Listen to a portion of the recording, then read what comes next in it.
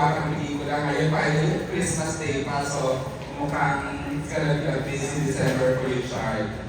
Yes, it's definitely going to be a busy December for me. But I wanted this. I wanted to do a film right after Incognito, and perfect timing talaga yung Shake, Rattle, and Roll. Parang everything aligned this project for me.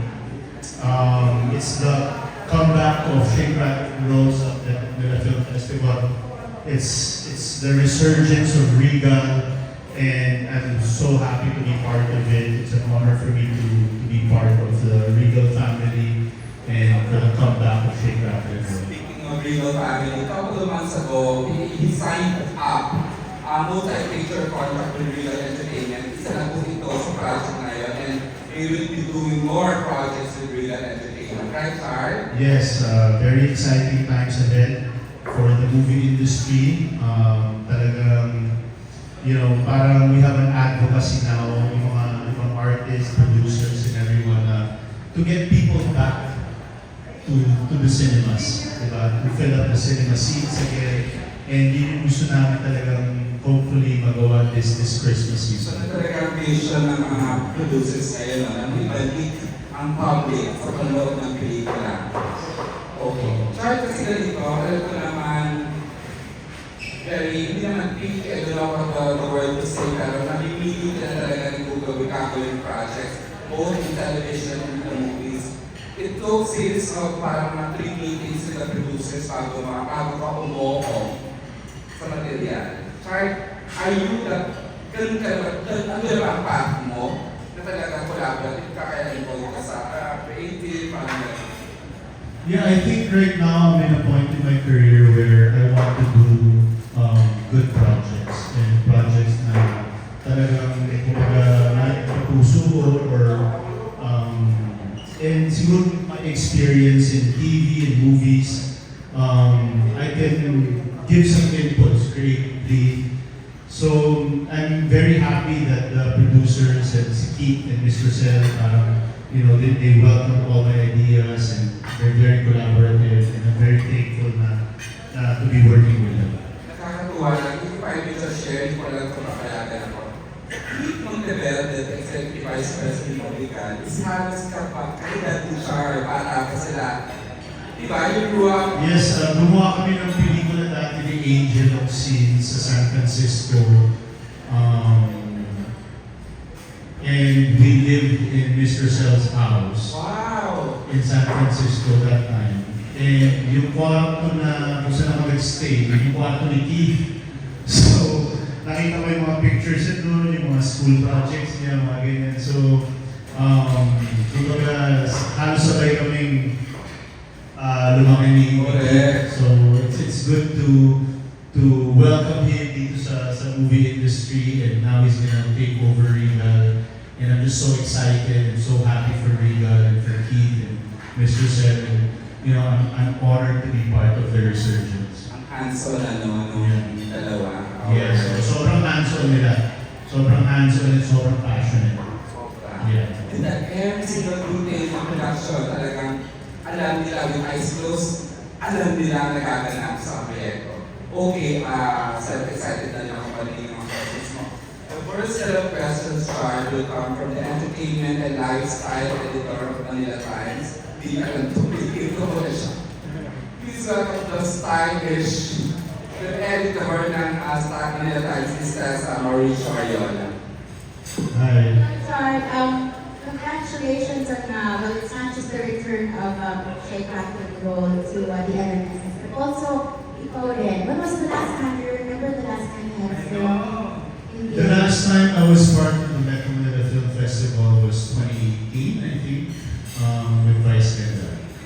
Yeah. It's been quite a It's while. been a while. And you know, I'm happy to be back, to be part of it. And you know, it's going to be a busy Christmas. Minsan kasi pag Metro Manila Film Festival, minsan talagang ibang mga artista na burn out pagdating ng Christmas season. Pero, you know, it's always fun. It's fun to go to the cinemas, makita yung mga audience natin na sinusuportahan yung pelikula ng Pilipino. So, I'm so excited for this Christmas, for this Metro Manila Film Festival. Siyempre, you know, people have come to really really look up to you as one of our action stars. Few na lang yan eh. Action star ka na talaga yan because of Incognito. But of course, this is horror, and people might want to see still, you know, the action that Richard Gutierrez brings to the screen. Meron pa rin bang maraming action scenes coming from you despite this being a horror movie? Yes, this is a horror film, and I haven't done a horror film in a while. And, you know, very exciting to kasi may flavor of action siya. Kasi it's a story about survival. You know, survival against all odds. And, you know, andun yung horror, andun yung jump scares, pero we added a touch of action to this, and makikita yung audience line. But it's different, totally different action from Incognito and Ironheart. This is not so tactical. We try to do it more of a raw action and more on surviving than tactical action. How does it feel to be at this point in your career? Naaalala ko nung tayo, much longer pa, sa MMFF, maliit mo pa, twins pa, kasama mo pa, you could see you at Christmas in the movies. And, you know, many years later, you're still in the business and still, you know, doing, you know, your part in bringing joy to Filipinos. How does it feel? Yeah, it's good to be part of the movie industry until now. Gaya ng sabi mo, nung mga bata pa lang kami, we were part of the movie industry now, which was about 10-15 years ago. Talaga ba? Yeah, it's good. You know, I'm happy where I am right now in my career. I'm happy in my life, and you know, but I'm also still hungry for more projects to give more to the industry, give more to our audience. Kasi I always believe that we can elevate. You know, we can elevate the movie industry, we can elevate the TV game, especially now. You know, with all the entertainment apps, and you know, Netflix is there, Amazon, everything is there. So it's quite a challenging time now to create good films and to bring people back to the cinemas. And you know, that's going to be my advocacy moving forward. I'm going to do TV, I'm going to do films, and hopefully we can bring back the audience sa pelikula, sa sinihan. So yeah. Thank you. Chad, sorry, before I give the microphone to the entertainment editor of Manila Bulletin, aware ka sa ibang episodes. Kilala mo yung alam yung pagkagalingan. Your episode being the biggest, the most star-studded. Aware ka from one episode pangatlo. Alam mo yung takip? Yes, alam ko yung tahe ng kwento, more or less, but I haven't seen the final edit of episode 1 and 2. But I'm aware of the storyline and where it goes and everything. Yung cast lang, kasi ang daming cast eh. So minsan na confused ako, especially with all the makeup and prosthetics and everything. But yeah, I'm aware of episode 1 and 2, and I know that's going to be a star-studded film. Nakakatuwa lang, narinig naman ang tao na Richard, na he's back doing films again. And we should remember he was one of the money makers during, di ba, ng mga medical, sharing films before. And now we're happy that magkikater naman siya sa pang-pamilya with kids, you know, nakakatuwa, that's part of the project. Before I give the microphone again to Bobby, I'd like to acknowledge the reason why we have sobrang sarap na lechon. Tita Annabelle Ramos. Where's Tita Annabelle? Oh, she's somewhere there. Tita Annabelle, thank you ha. Thank you for the lechon, I know. Not one. Hindi occasion to lechon. Three lechon. Oh. That's how we that's how Annabelle loves the president. Okay, let me give you Ay, ang my take home pa yung iba na lechon namin. nakakito ako sa perfect actor ng lechon. Thank you, Tita. Okay, this is naman, I'll give the microphone na to Tito Bobby Recantina. Magandang hapon. Sarap ng lechon at egg. So Richard, it's a horror film. Pero in real life, are you a big fan of horror movies? Yes, I'm a big fan of horror films actually. especially now yung mga horror na ginagawa abroad, even Asian horrors, you know, I've seen most of it. And yes, I'm a big fan of horror films. I've done a few horror films and, you know, I've always wanted to do it again. You know, I've always wanted to do another horror. And perfect timing talaga na Shake, Rattle, and Roll is back. And nagtugma-tugma lang lahat. And, you know, it's a project na I couldn't say no to. Pwede ka ba for Kai and Zion invited to watch your movie? Yes, actually they've been asking a lot of questions about prosthetics. Kasi I took photos of myself with all the, you know, makeup and prosthetics and all of that. So they're always curious about how it's done, paano ginawa, and everything. Yeah, I'm excited to bring them to the cinemas this Christmas. Pero in real life, may mga personal skills ka sa pagkakataon or Oo, meron akong may mga ghost stories ako, personal ghost stories. sulat na. Dati ng mga bata pa kami, we had a place in Baguio. And yun, multo. Pero ganun lang, syempre nung growing up days namin, na-experience din namin yun. Okay, last question. Sabi mo kanina yung BBC sa several film fest. Ano like, ano ba? Pag-i-share mo ang magiging ganap mo sa Pasko? Sorry, ano yun? Ano pang magiging ganap mo ngayong December aside from our film fest? Like, are you going abroad? Right now, I'm just focused on my schedule for the promo run of this film. It's going to be until Christmas. So let's see after Christmas if I have time to travel or go abroad. Maybe I'll take a few days off, hang out with the kids in the beach or something. But right now, I'm focused on the film. I'm focused on promoting this movie and hopefully ma-inspire natin yung mga tao na isama ang buong pamilya nila sa sinihan ngayong Pasko. Richard, and congratulations. Thank you. Thanks to Bobby, syempre ang prayer natin lahat ay to be Shake, Rattle, and Roll, the top grosser this year, di ba? Lord, give this to us, please. Okay. And of course, from one editor to another, here's a set of questions from the editor ng Caldera, Erwin Santiago. Congratulations. Thank you. Paano nga lang sa yung working relationship ng Ivana with your Shika, yung episode? Working with Ivana, it's been great working with Ivana. She's very down to earth, she's nice and very professional on set. Yeah. So okay naman, okay yung working relationship namin. So, kung sa iyo yung dynamics mo sa mga syempre, mga kapatid sa episode? You know, the good thing with Ivana is she really wants to give her best in every scene as well.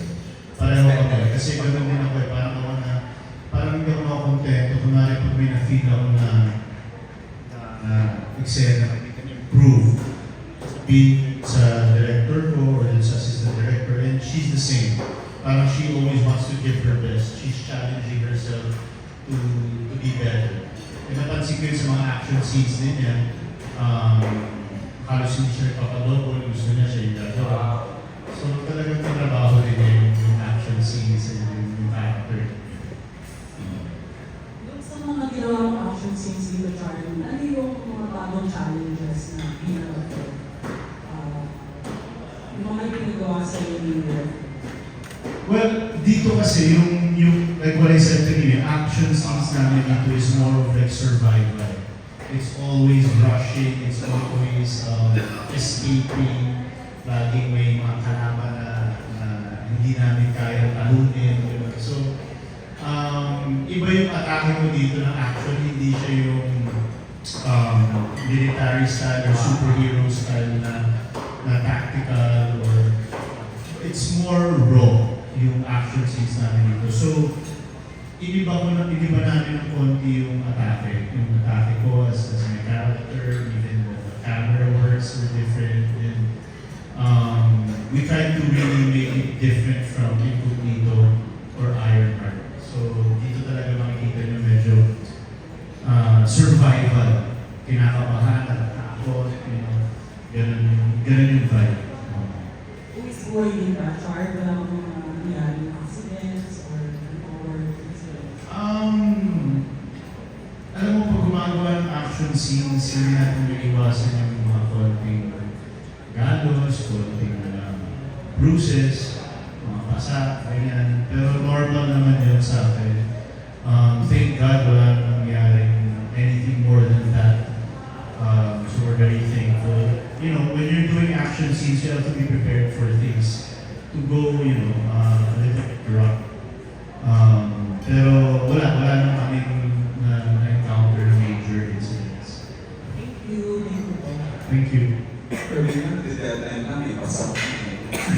Actually, Jonas, sabi ko naman sa inyo, very, very engaging ang ating lead actor. Imagine kung mga editor ko another, I'll give the microphone out to the entertainment editor ng Malaya, Chi Juliana. Char, Hi. parang hindi lang action, parang hindi lang battles, pati look, bago rin ang look. Yeah, so talagang nagpatubo ng balbas, talagang raw yung itsura mo, halos walang makeup. Kumbaga, darating ako sa set, di ba? Bagong ligo, fresh, ganyan. Tapos pagdating ko sa set, okay, dumihan nyo na ako. Kumbaga, dugyot talaga, dugyot. Kasi survival kami dito. So, pati yung look ko dito, di ba talaga? Hindi ba ko yung look mas rough, mas talagang mukha ko hindi naliligo. Talagang gano'n yung itsura.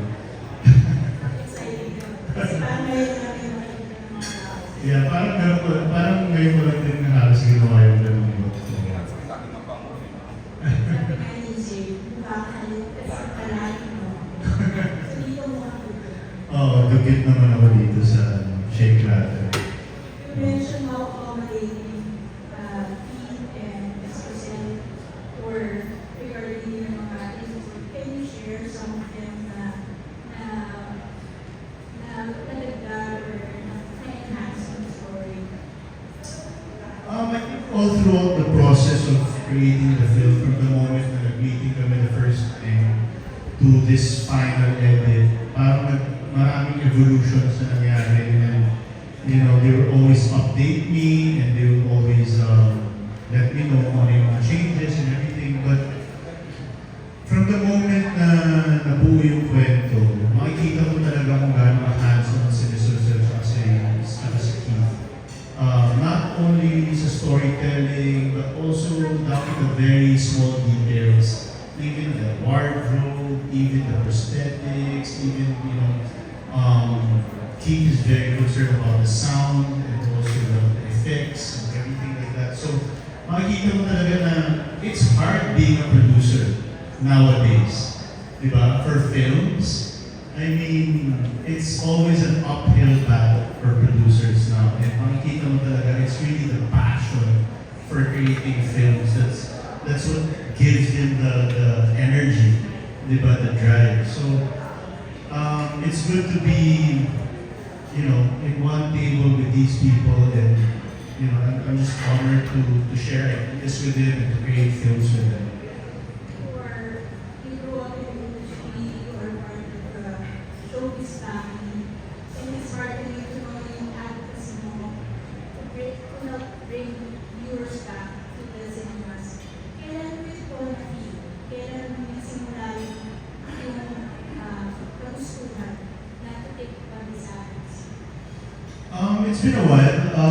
I've been talking to some directors, some producers and artists about it, and pagkausap mo yung mga tao sa industriya, mararamdaman mo talaga na, hey, we have to do something. Let's all help each other out and bring back people to the cinemas. Diba? Kasi, syempre, iba pa rin yung experience tayo, lumaki tayo na nanonood tayo sa malaking talon ng diba? Malaking screen ng sinihan. And, I want my kids to experience that. Gusto ko ma-experience din yan ng mga kabataan ngayon, ng mga teenagers ngayon. And yun, isa sa mga advocacy talaga ng industriya ngayon, I think, is to get people back to the cinemas. And hopefully, we are doing our job well. And yun yung gusto namin mangyari. Looking ahead, do you see yourself someday working behind the camera?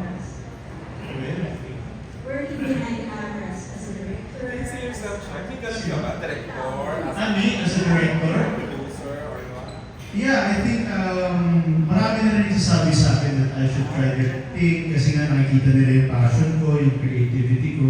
Marami na rin nagsasabi sa akin na mag-direct na daw ako and all that. Siguro there's a right time for it, there's a right project for it because ako naman kasi pag nag-commit ako into something, like I really wanna, give my best and like, right now I'm enjoying working with great directors, working with brilliant directors, and I feel like me as an actor, I feel like maraming magagaling na director.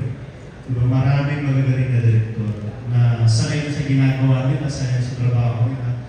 And it's always nice to work with them, rather than being a director myself. Right now I'm in a position where I want to work with good directors, and maybe learn from them. Eventually, when I become a director, I learn through these directors. So, yun yung mentality ko. Yeah. Thank you. Daming revelation chart today. Hindi natin a lot of people know that gusto na lang pala niyang behind the camera, being actor, producer, director. Thanks for sharing chart today. Okay, then give the microphone to the entertainment element ng Filipino star na yun, si Salve Assis. Mars. Sorry, pa-share naman Mars.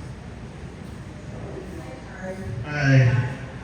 This point of your career, you're not in project, in role, parang dami nito.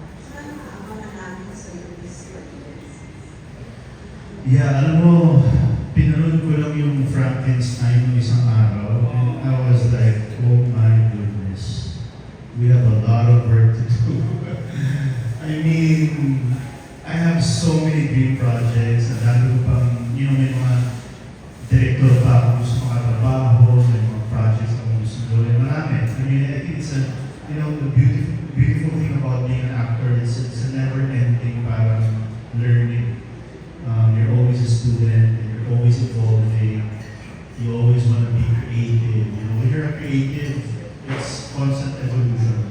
So, nandun ako ngayon. Like, I want to do so many more. I want to give so much more. And I want to work with good directors. I want to work with great actors. And, actors that I haven't worked with. Dami pa. So, yeah, I have so much to look forward to.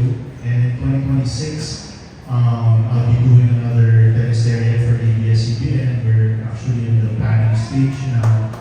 So yeah, after this Shake, Rattle and Roll, I'll be resting for a bit, and then I'll be starting a new project again for ABS-CBN, and also another film for Real. For a bit yung 2 weeks lang. January na kasi. Thank you, Miss Alvin. Miss Ana Celeste ng TV Patrol, you have questions? Ay, si Miss Ana. Thank you ha, appreciate you, Miss Ana. Sorry, pinaanin ako siya, pinigla. Hello. Hi. For sure, meron pa rin ba directors na nabingin sa'yo na medyo na-challenge ka after this project? Yung mga directors? So, reading or instruction na Yeah, of course. So, marami pa.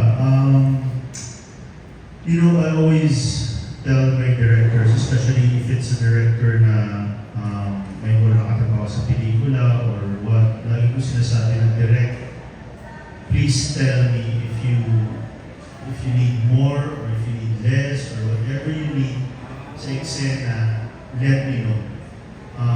Kasi syempre may mga ibang directors or what na naiilang, or iiyak, or something. So ako from the start, sinasabi ko kagad doon, okay ba ilang sa akin, okay ba ilang sa akin. Sabihin niyo kung kailangan niyo ng isang pang take, sabihin niyo sa akin kung kailangan ko to be better in this scene. I always want to be challenged. I always want to grow. I always want to push my limits. So, as an actor. So, yeah, maraming beses dito sa pelikula na pinipiga ako ng director, sasabihin ako ng director, and I appreciate that. I appreciate the push, and I appreciate the vision of giving the best out of this exam.